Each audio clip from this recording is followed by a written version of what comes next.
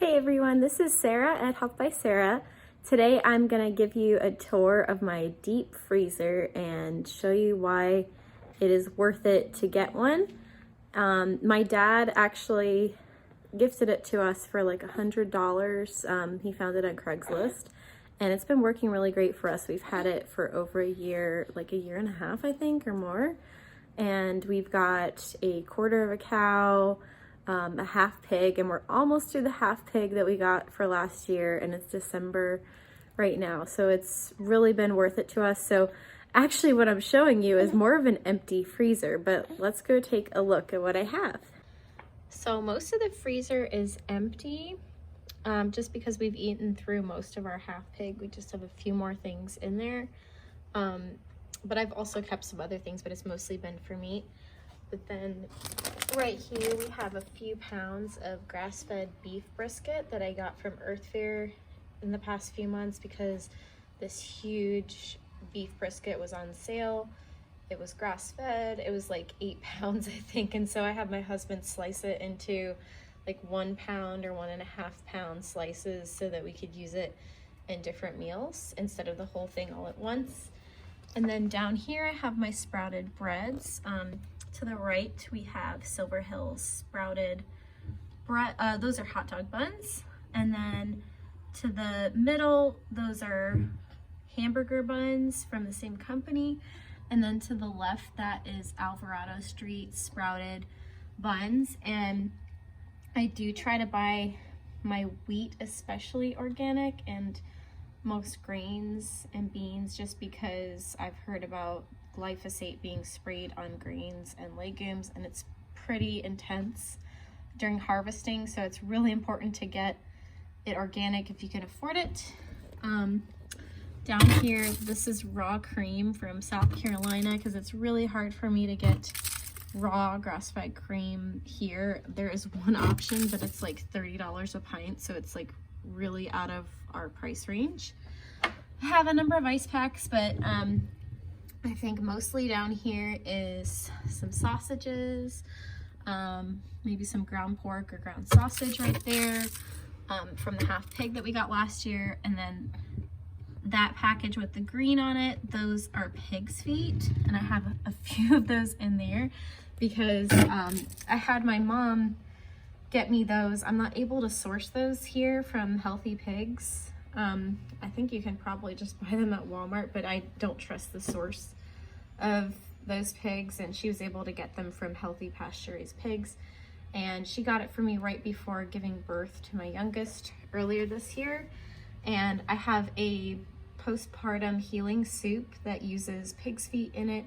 It sounds really gross. It sounded really gross when I first heard of it, but my acupuncturist recommended me to make it, and it really helps with the healing process, just feeling more energetic postpartum, and eating all those warm foods is just very important.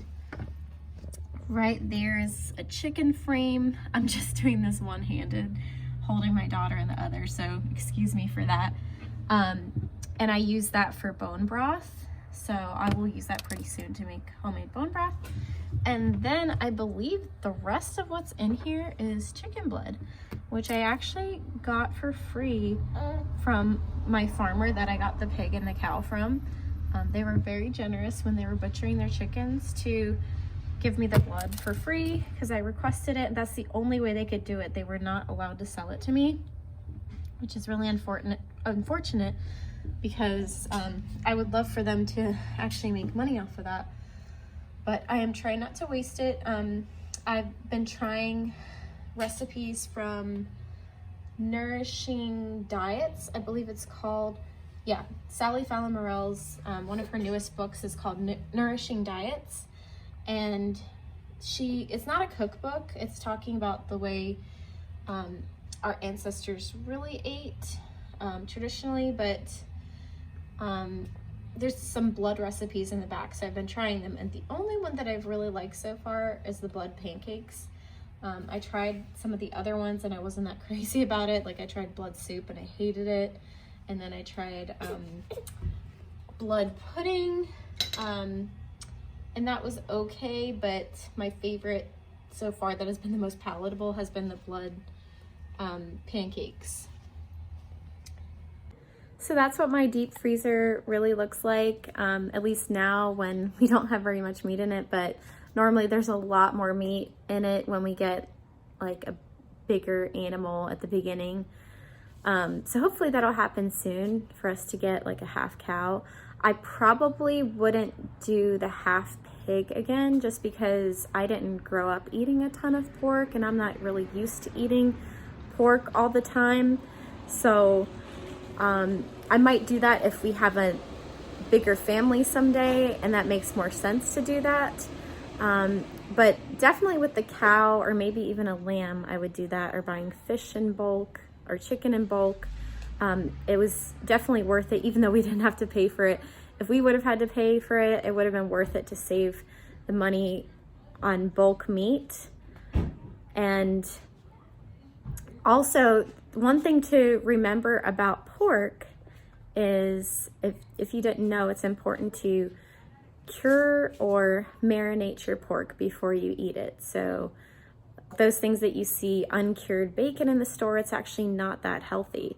And the Weston Price Foundation did a study on uncured pork or unmarinated pork on the blood, and what happened with people's blood is that it ended up coagulating, I believe. I'll make sure I link down to the study below so you guys can see it. But people who ate unmarinated pork and uncured pork, that's what happened to their blood, it coagulated. But the people who did eat cured pork and marinated pork, their blood behaved normally. So it's just an important thing to remember when preparing your pork, is to traditionally prepare it just like you do with nuts, seeds, legumes, and grains. I hope you guys have found this video to be inspiring in order to eat healthier. And if you liked it, please give it a thumbs up. Please subscribe to my channel and hit that notification bell so you know when I post. Until next time, bye.